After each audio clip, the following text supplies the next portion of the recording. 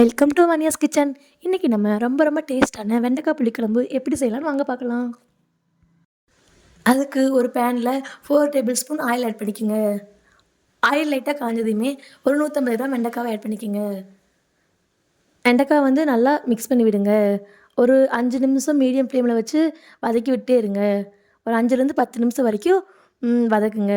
வெண்டைக்காய் வந்து நல்லா வதங்கணும், தோல் நல்லா சுருங்கி வரணும், அந்தளவுக்கு வதக்குங்க. இந்த ஸ்டேஜில் வந்து வெண்டைக்காய் நல்லா வதங்கி சுருங்கிருச்சு. இப்போ வந்து இது ஒரு பிளேட்டில் மாற்றி எடுத்து வச்சுக்கோங்க.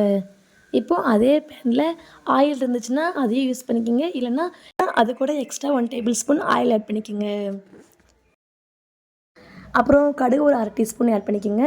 கடுகு பொரிஞ்சதையும் அது கூடவே 1/4 டீஸ்பூன் வெந்தயம் ஆட் பண்ணிக்கோங்க. வெந்தயம் வந்து கம்மியாக ஆட் பண்ணுங்கள். அது கூட 10லேருந்து 20 சின்ன வெங்காயம் ஆட் பண்ணிக்கோங்க. சின்ன வெங்காயத்து கூடவே ஒரு 10 பல் பூண்டு, கொஞ்சமாக கருவேப்பிலை ஆட் பண்ணிக்கோங்க.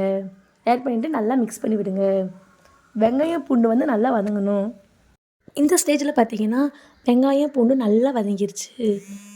இப்போ அது கூட ஒரு மீடியம் சைஸில் பழுத்த தக்காளி ஆட் பண்ணிக்கோங்க. இப்போ வெங்காயம் தக்காளியும் நல்லா வதக்குங்க.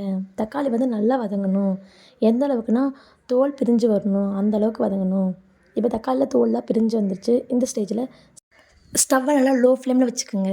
வச்சுட்டு 1 டீஸ்பூன் மிளகாய்த்தூள், 1 டீஸ்பூன் மல்லித்தூள், 1 டீஸ்பூன் சாம்பார் தூள் ஆட் பண்ணிக்கோங்க.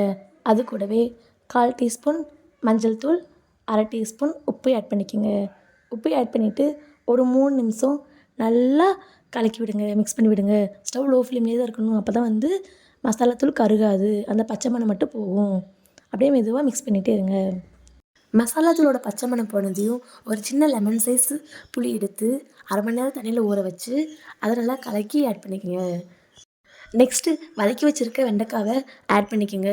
ஆட் பண்ணிவிட்டு ஒரு 2 கப்பு தண்ணி ஆட் பண்ணிக்கோங்க. உங்களுக்கு எவ்வளோ தண்ணி வேணுமோ அந்த அளவுக்கு தண்ணி ஆட் பண்ணிக்கோங்க. அப்புறம் மூடி போட்டு 10 நிமிஷம் மீடியம் ஃப்ளேமில் வச்சு நல்லா வேக வச்சுருங்க. இந்த கேப்பில் நம்ம ஒரு மசாலா மிக்ஸை ரெடி பண்ணுவோம். அதுக்கு 4 டேபிள் ஸ்பூன் துருவின தேங்காய் எடுத்துக்கோங்க.